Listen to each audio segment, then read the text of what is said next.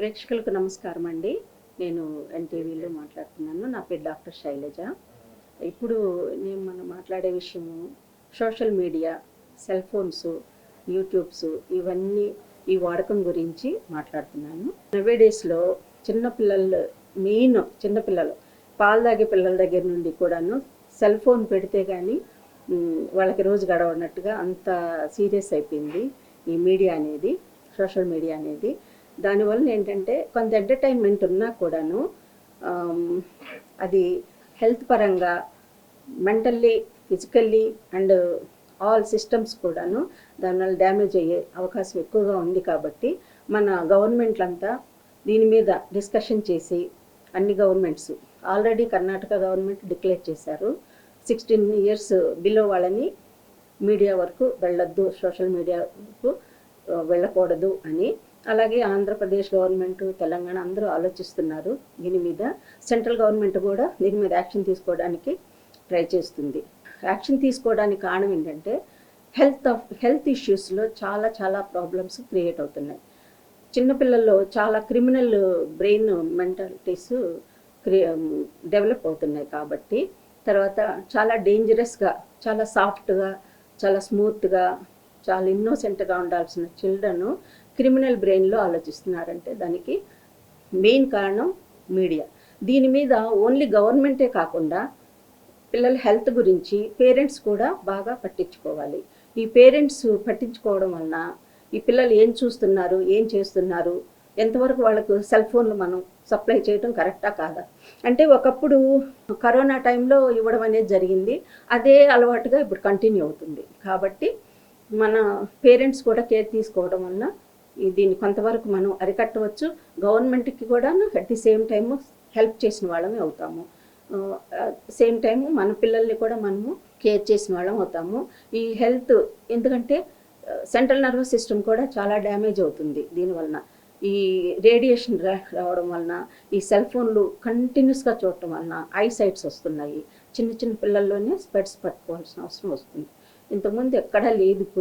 ఇప్పుడున్న సొసైటీలో, ఇప్పుడున్న జనరేషన్ సోషల్ మీడియా ఒక ముందుకు నాలెడ్జ్ వచ్చినా డ్యామేజ్ ఎక్కువ జరుగుతుంది నాలెడ్జ్ కంటే కూడా. సో దాన్ని మనం అరికట్టాలి అంటే ప్రభుత్వం బ్యాన్ చేయడంతో కలిపి పేరెంట్స్ కూడా కేర్ తీసుకోవడం వలన వాళ్ళ health, mental health, physical health and వాళ్ళ ప్రోగ్రెస్ కూడా, గ్రోత్ కూడా చాలా వృద్ధి చెందుతుంది. ఈ బెనిఫిట్స్ కూడా ఎక్కువ ఉంటాయి. కాబట్టి మనం గవర్నమెంట్ ఇచ్చిన సలహాని మన పేరెంట్స్ కూడా ఫాలో అవ్వాలి. యాజ్ ఏ డాక్టర్గా నేను కూడా అదే చెప్పదలుచుకున్నాను. Thank you. నమస్తే అండి. ఎన్టీవీ ప్రేక్షకులకి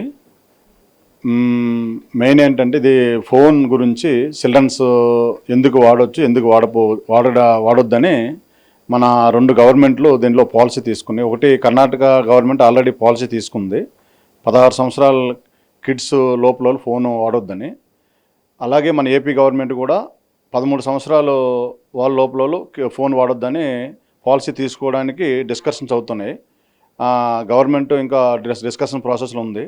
నా ఉద్దేశంలో ఏంటంటే ఇది ఈ 2 గవర్నమెంట్లు తీసుకునేవి కూడా ఇది కరెక్ట్ పాలసీ. రీజన్ ఏంటంటే పిల్లలు మెయిన్ ఈ ఫోన్ల మీద ఒక 3rd క్లాస్ నుంచి, చిన్నపిల్లల నుంచి అసలు 3rd క్లాస్ నుంచి 9th క్లాస్ వరకు, 10th క్లాస్ వరకు ఈ ఎడ్యుకేషన్ మానేసి మ్యాక్సిమం ఒక 9th నుంచి 6th నుంచి 7th వరకు కూడా ప్రతి ఒక్కరు ఫోన్ల మీద పడిపోయి పేరెంట్లతో ఫోన్ లేకపోతే చాలా ఇరిటేట్ అయిపోయి రకరకాల వాళ్ళ ఎడ్యుకేషన్లో కానీ, వాళ్ళ దీని మూమెంట్లో కానీ, వాళ్ళ నడవడికలో ఏదో కోల్పోయినట్లు ఫీలింగ్లోకి వచ్చేస్తున్నారు కిడ్స్.